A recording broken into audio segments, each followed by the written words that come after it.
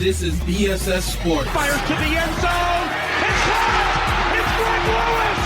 Touchdown. Brooks with one. Lets it fly at the horn. It's gone. Here's Crosby with a burst of speed up the middle. Gets open. Score. A grand slam for A-Rod. Pure genius from David Beckham. And it's in. Thierry Henry with a bullet. Touchdown.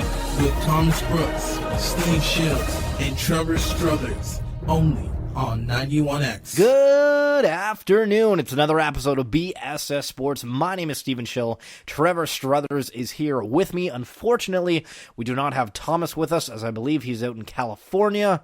Still kind of got a message the other day from him, and I was like, that is fairly strange. Nonetheless, a lot of stuff to talk about in sports. We're only on for about 15 minutes, so we're going to try to get into things. Muhammad Ali has passed away, and it's very unfortunate, dying at the age of 74.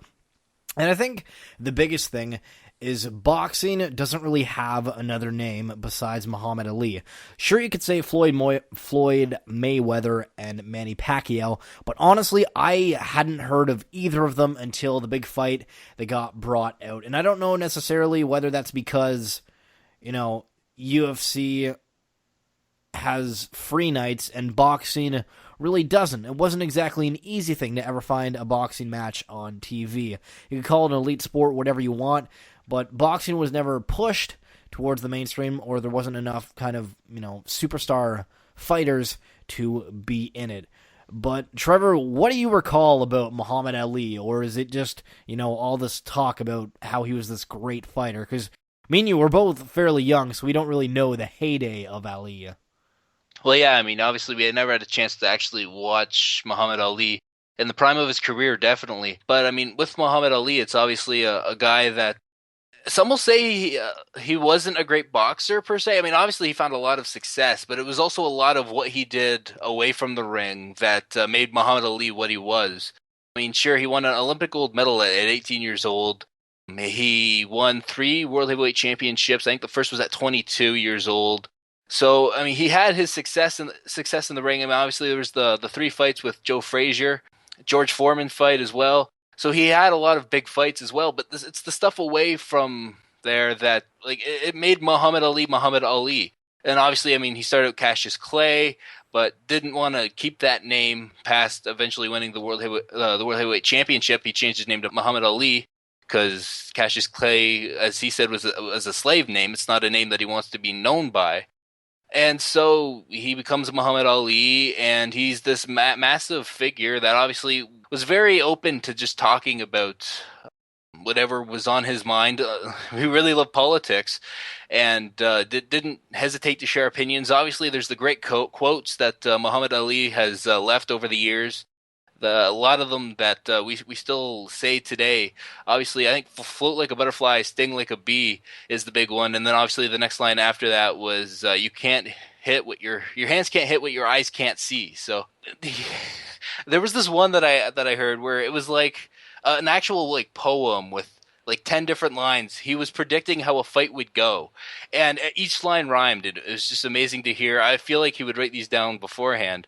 But the guy was incredibly entertaining. And we see now with all the UFC fighters, Conor McGregor, Chael Sonnen was great at it as well. Their ability to sell fights with what they did before the fight, talking about the fight and what they're going to do to their opponent. Muhammad Ali was the first real great one at it, and is probably the greatest of all time of trash talking / just selling the fight. Well, I think he did sell boxing because there's very few sports, because the majority of sports involve teams where you can have just a solo kind of superstar that basically makes or breaks the team, or in this case the individual fighter. And we've kind of progressed into the UFC kind of wanting more. Society's wanting to get the latest and greatest and all, not just punching, but you're able to kick and grapple and do all these other wild things. And then thinking back, you had Mike Tyson as well, and kind of those are like the 2 big names that come from boxing. And then Floyd Mayweather comes in, and it's, the more defensive style, and then Manny Pacquiao. But honestly, again, I hadn't heard of them before that. But boxing right now is getting kind of a light shined on it that hasn't been there since the Manny Pacquiao and Floyd Mayweather fight. And everybody's talked about how that was a huge letdown, and not to disregard Muhammad Ali in any way, but if boxing wants to kind of restore themselves, right now, that's the thing to do. Because they're in the limelight. I don't know how they're going to do it because they don't really put fights on TV. I don't know any of these superstars or anything to kind of build a new generation. Now that Muhammad Ali is not there anymore, who's going to be the next stepping stone for this? Time will obviously tell. It's very sad to hear about his passing. And one thing you said, too, about the whole boxing MMA thing, the reason boxing isn't as popular as it is and the UFC has taken off the way it has. Boxing is too one-dimensional, and in the MMA you have a combination of many things. You have wrestling, you have different types of martial arts, you have boxing, kickboxing as a factor in there as well. And so it's all of this thrown into one, and it's more exciting that way. Boxing is a little bit more played out, a little more one-dimensional, just punching a guy until he gets knocked down. And it's long. Very, very long. And it can, like UFC fights are about half the length of a boxing match. And keeping with that UFC talk, Brock Lesnar coming back after randomly kind of going to the WWE. Don't really know what this means for his WWE career, or heck, even the UFC career. Is he coming back for one fight? How much is Dana White paying him? But you sent me a text message when the story broke out about a reporter who might have made some cash from selling the story, but he also might have lost his career. Well, yeah, but the thing about the Brock Lesnar thing that I'm going to touch on first is this is a one-off fight, and he is still under contract to the WWE, and this is a one-off fight, and it's cross-promotion for both companies as well. As WWE tweeted something Saturday night when the news pretty much broke that he'll be doing this fight before returning at SummerSlam in August. And so there's the interesting thing about it is obviously with Lesnar in a MMA fight, you're taking a chance if you're WWE, because the plan is, I don't know if the plan's for him to be in a match at SummerSlam a month later, roughly, from the fight.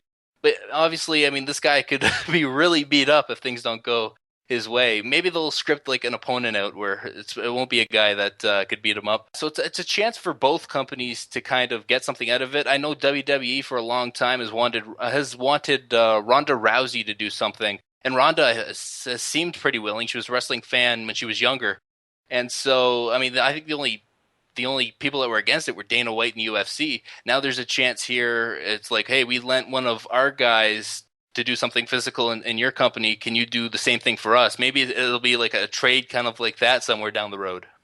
Yeah, I could definitely see that work out. But now about the reporter. Yeah, with the reporter, he's one of the best reporters, and I'm not going to mention names, but he's one of the best reporters that there is in MMA. He was working for a big UFC network in the States, Fox Sports 1. They do all the prelims in the States.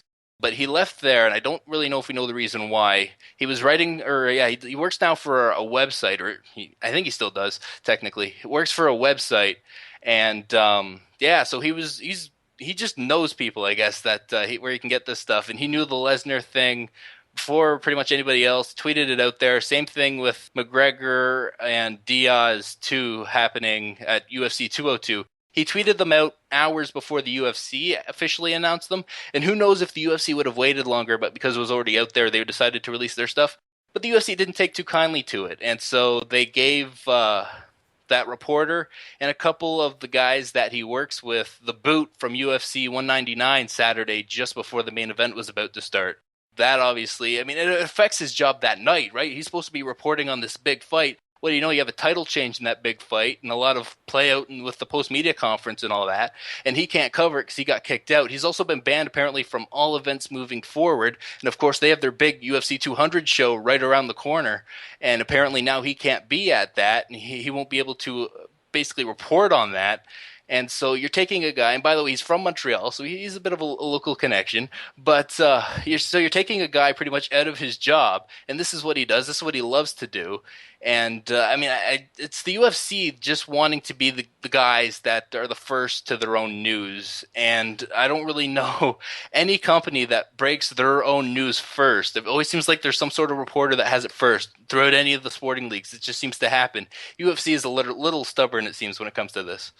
Well, hey, I mean, you gotta give the reporters some kind of thing to report on, I suppose. All right, so you sounded like you were about to say something there, Trevor. I don't want to cut you off or anything. Nah, I'm done. All right. So with the Toronto Blue Jays talking a lot lately about how, they should try to change something. I don't know what they've changed, but they're doing pretty good recently, and I really don't know what to thank or blame for the good play. It's kind of out of nowhere, but I'm not complaining about it. Well, maybe you can thank the starting pitching, and the hitting is starting to come around a bit as well. Even with some guys banged up, Tulowitzki on the disabled list, although he never really got it going. He was getting it going a little bit and then got hurt. And Donaldson has a thumb situation. But apart from that, I mean, guys are still hitting. Bautista at the top of the lineup. I mean, who would have thought Bautista in the leadoff spot would have been a great thing? I mean, obviously he's not your prototypical leadoff guy, but ultimately what does happen is he gets more at-bats than anybody else in the lineup, or at least as many as everybody else in the lineup, and that's not going to hurt if you have Jose Bautista up there 5 times a game instead of maybe 4 times if you just miss his spot by 1 or 2 times. He also comes up in really big spots in the game, right when that lineup turns over, and it makes for some big opportunities. Same thing with obviously Donaldson and Edwin if that's your 2-3 bit. The starting pitching has been out of this world. Jay Happ, Marco Estrada just yesterday. Almost no-hit the Boston Red Sox. I thought he had a strong chance at it there. Ends up giving up that home run, and the game went downhill from there. Osuna, their only reliable reliever pretty much this year, almost blew the save. Actually, it wasn't even a save opportunity. He almost blew the lead, ended up just getting out of there in time. And, I mean, that's really the only down thing, I think, for the Blue Jays at this point, is trying to figure out their bullpen. They go and get Grilly, which is a nice depth move. You didn't have to give up really anything to get him. And it's a veteran guy. It's much like LaTroy Hawkins last year. And I still have confidence in Grilly. It was only a couple of years ago, actually 3 years ago, he had his best year in the big leagues with Pittsburgh as their closer. So he still, I think, has a shot to recapture some of that and be a reliable middle relief guy, and a guy maybe in the 6th and can maybe get you out of a jam or two. Too much more beyond that. It'll be a lot on the guys to try to turn it around. If Cecil gets back, if he's able to turn his game around, they have Loop back in there, and if he's able to have a 2013, 2014 type season for Loop, then the bullpen could be looking up. And yeah, the starting pitching has to stay on a roll, and the offense has to keep it going. And we're probably going to win the World Series, so if you're a betting person, feel free to... if all those things go, then they might win. They might win the World Series. We'll hopefully praying. Come on, Blue Jays. So one thing that I'm kind of glad that didn't happen was the Toronto Raptors making it to the NBA Finals, because if Cleveland smoked Toronto in 3 of the 2 games, what does it say if the Warriors beat the Cavaliers by about 30 points last night? I don't even want to know what that would have been like if Toronto was in that spot. Safe to say that you think the Warriors are going to take it now? I'd feel almost stupid if I said no. How does it feel, Cleveland? First off, they did it to the Toronto Raptors. Now they're getting a bit of a taste of their own medicine, I guess you could say. No team's really in trouble until they lose at home, though, so obviously Game 3 is going to be a huge one for that. The simple fact, last night, the reason they lost that game, and you could probably say that for Game 1 as well, is they couldn't hit their shots. They shot 38% from the field in Game 1 and 35% Game 2, and if you're shooting below 40%, you can't expect to win a game in the regular season, not to mention in the playoffs, not to mention against the Golden State Warriors, not to mention in Oakland where Golden State plays. You're just asking for trouble if that's what you're shooting in a situation like that. And finally, the Stanley Cup playoffs, the Penguins and Sharks. The Sharks finally take one. It's 2-1 for Pittsburgh. And that series is kind of playing out. Whoever's at home is going to win, at least thus far. But we saw with Toronto that that doesn't always happen. But do you have any favorites now? The Sharks, you've had confidence that the Sharks taking one. Do you think they might go on a roll now? I don't think it's been debatable. I think Pittsburgh's been the best team in this series. And, I mean, it pretty much goes without saying. In the first 2 games at home, they lost, obviously, in San Jose in overtime. But they outshot them 42-26 in that game. So, I mean, say what you will. Martin Jones stood on his head and gave the Sharks a chance, and they ended up coming through by tying the game in the 3rd and then winning it in overtime. I mean, Martin Jones could stand on his head and steal a Stanley Cup maybe for San Jose, but unless Martin Jones is making 38 or more saves in a game, I think this is Pittsburgh's series to win. and they'll definitely have a chance. They still have home ice until San Jose finds a way to beat Pittsburgh in Pittsburgh, and I don't think that's going to happen. That's it for this episode of BSS Sports. Make sure to like us on Facebook and follow us on Twitter at BSS Sports, archiving on YouTube at BSS Productions. For Stephen Schill and Trevor Struthers, we will catch you next Monday.